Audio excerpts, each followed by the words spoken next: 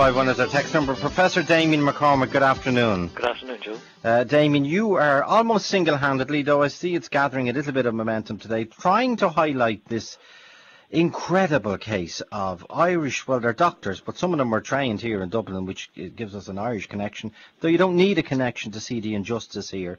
These are Irish trained doctors, and some of them worked here. Maybe you can tell us where and who we're talking about, but they now are in this horrific situation in their home country of Bahrain, where they are facing imprisonment or even the death penalty because they simply did their job during the recent uprising. They treated injured people. Tell us about them and why you were so exercised, Damien. Well, thanks very much, Joe.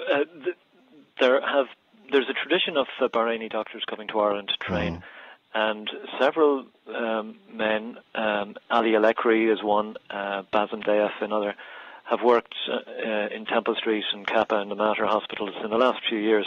Okay. And they came over here to train, were excellent people and excellent ambassadors for Bahrain. And we kept in touch, and they went home and they became consultants there and worked away in the big public hospital in Bahrain, Salmania. And in February of this year, the Arab Spring protests began. They began kind of gently in Bahrain, and then in March they had gained momentum, and 200,000 people gathered around Pearl Square in early March, and the Saudi forces came across and the whole thing was suppressed quite brutally. The forces they didn't just attack the protesters, but they entered the hospital where the protesters over 3 or 4 days were being brought in large numbers, many of them badly injured and quite a number dead. The hospital was overrun with protesters, with injured protesters, and the authorities clamped down on the doctors, on the nurses, on the ambulance drivers, on the porters. And they revisited the hospital subsequently, taking away computers and phones and iPhones and any cameras, anything that I think they really tried to erase the whole event. It's Orwellian in its proportions, and it's left 47 doctors and nurses in prison since March without trial, but without charge until recently. The trial started 3 weeks ago of these 47 people. They've many of them claimed torture, and I've no doubt have been mistreated physically and mentally. I have personal testimony from several family members of these doctors who were also detained and tortured in an attempt to extract confessions and get them to sign confessions. So it's very well documented now, and it's just, you couldn't make it up, Joe, to be honest. Tell us, Damien, about these, just in terms of Irish people knowing them, and because they also, eyewitness reports give great testimony to the wonderful activities of these medics when people were in great distress and suffering from traumatic injuries. Dr. Basim Deyaf and Dr. Ali Alekri.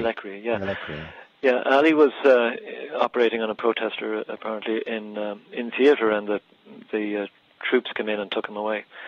But during the protest, the security forces were preventing ambulances taking protesters to the hospital.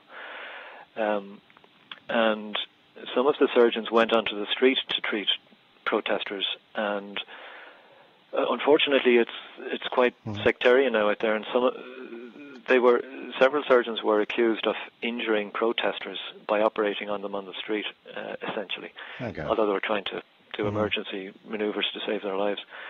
And those surgeons have been imprisoned, and the Prime Minister has asked for the death penalty for some of those surgeons, including Ali Alekri. Interestingly, today, Joe, the medical trial was postponed again on Monday, but this morning, there was a protester trial, and I'm just hearing that 9 activists have been given life terms, and one of them, I assume, I'm not sure, is a man called Ali Abu Habri, who has Irish connections also, and is a human rights activist, former head of human rights in Bahrain, I think. I suspect he may be one of them. And Basim and Ali, where did they work when they were here? Ali was a year in Temple Street and in Crumlin. His son was born in the Rotunda. His wife is a physician also. Basim worked in the Dublin hospitals, and I think he may have spent some time in Limerick or Galway also. He spent several years here. And they're now being, this bizarre charge that they've levelled, and again it's a military court, we should point out also, the bizarre charge is that they were trying to topple the monarchy. There are a whole host of multiple charges which are ludicrous, from hiding knives in ambulances and hiding machine guns behind the walls in the hospital and trying to topple the crown, etc., etc. I mean, I know these individuals, they're not political people insofar as they're hard-working doctors, and we don't really have much time for politics when you're a hard-working doctor.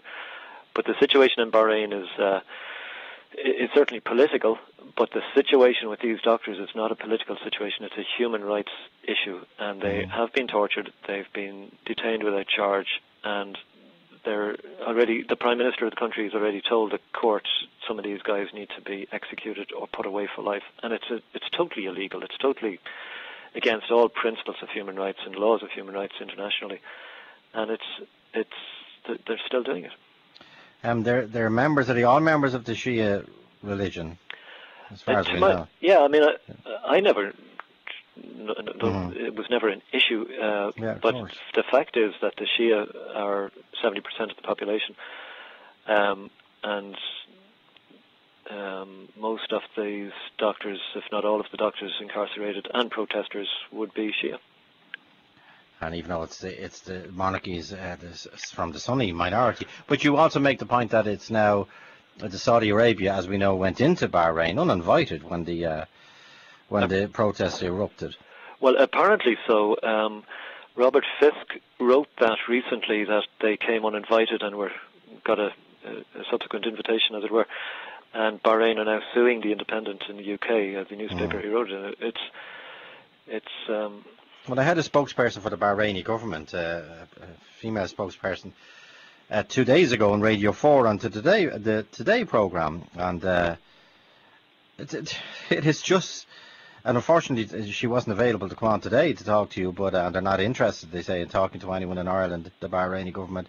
But she was asked why were all their heads shaved, the men, all their heads shaved, the defendants, and she said this is normal, and she was asked, well, surely is this a sign that you're guilty? No, it's normal. We just shave heads, and it is a military court, and these people tried to overthrow the throne from the casualty unit, and they stole bandages and syringes. She argued at one stage. Yeah, it was just laughable. It is really, and they're guilty until proven guilty.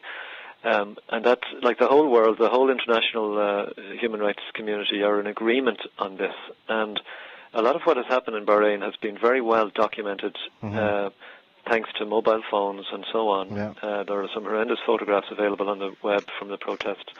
So it's clear in my mind, without taking sides politically, that there have been awful human rights abuses, horrendous human rights abuses, and they continue. And today is an angry day in Bahrain, apparently, and apparently there are people on the streets protesting, having heard the trial result today. Yeah.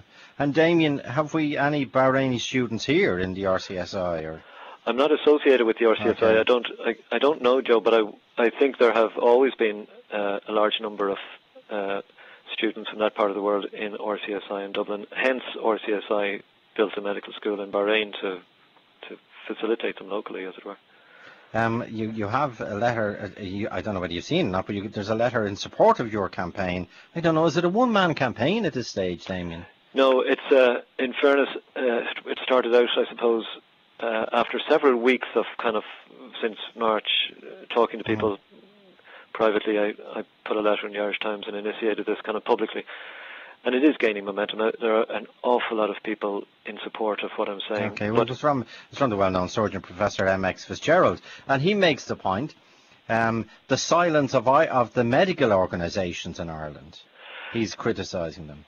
Well, the point here, Joe, the fundamental point is that what works against dictators is publicity and press and pressure, and bullies tend not to respond to private back chatter and private delegations and things. They need. I mean, how do you hurt a dictator who's wealthy? It's the human rights people tell me it is publicity, and the more noise that's made about this, the better.